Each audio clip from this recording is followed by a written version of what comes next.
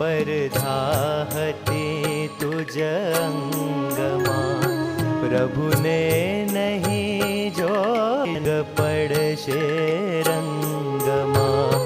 एवं विचारी तेज शिर पाछरयो तुज संगमा, अरिहंत अतिशयवंत तुजने भावथी करूं वंदना।